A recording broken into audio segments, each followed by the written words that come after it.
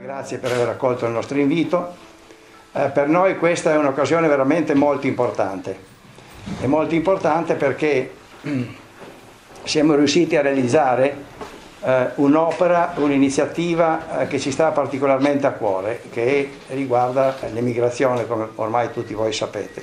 Perché questo argomento di solito viene un po' tralasciato, si parla di altri argomenti quando si parla dell'Istria. Le vicende dell'ultima guerra mondiale e del dopoguerra assorbono in gran parte l'attenzione di chi scrive sull'Istria, sugli istriani.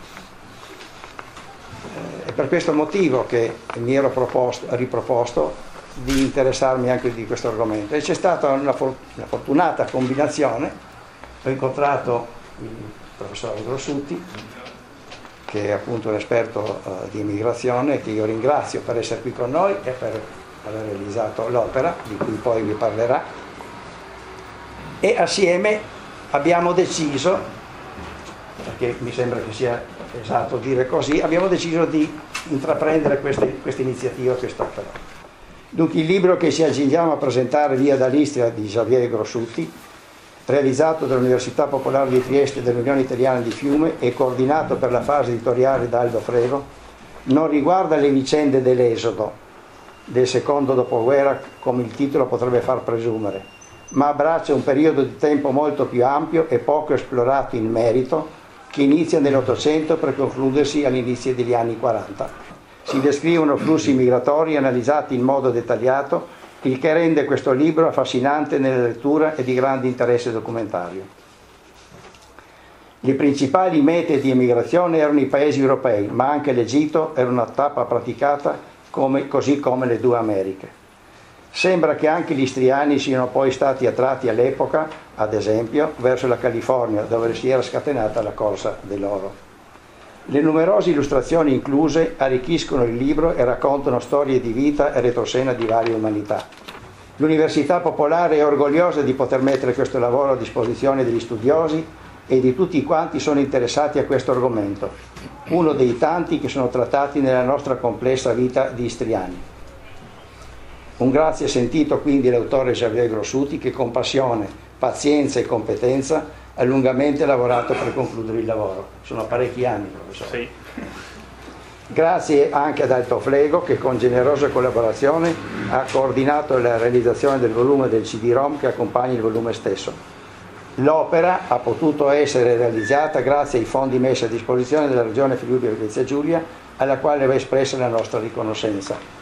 Il volume è fuori commercio e dalla prossima settimana chi è interessato potrà ritirarlo qui nella nostra sede. Grazie.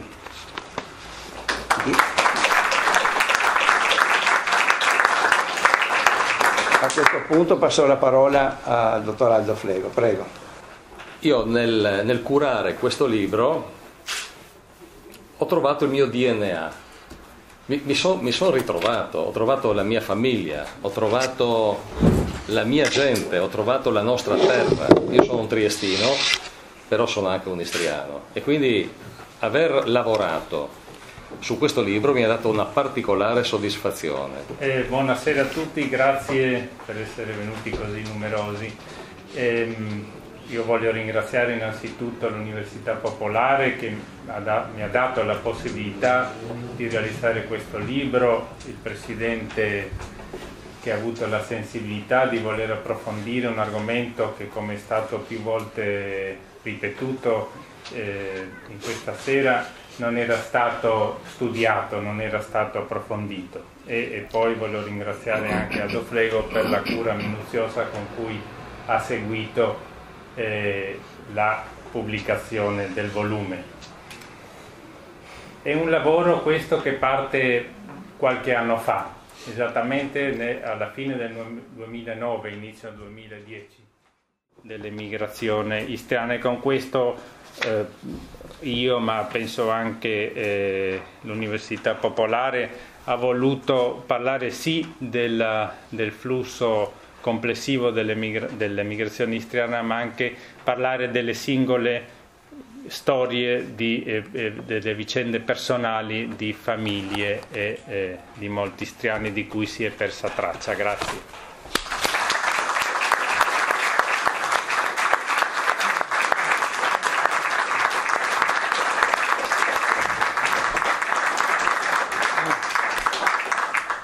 E per quanto riguarda noi come Università Popolare, io penso che abbiamo contribuito, se non altro con buona volontà, io spero anche con successo, a far conoscere anche questo argomento, sempre nel solco di quello che è il compito dell'Università Popolare, sia per quanto riguarda l'Istria, ma soprattutto anche per quanto riguarda Trieste, la nostra città, la nostra provincia, dove l'Università Popolare è radicata e dove è nata e ormai da 115 anni opera e continuerà a operare ancora, speriamo sempre con successo e con gradimento di tutti i nostri cittadini.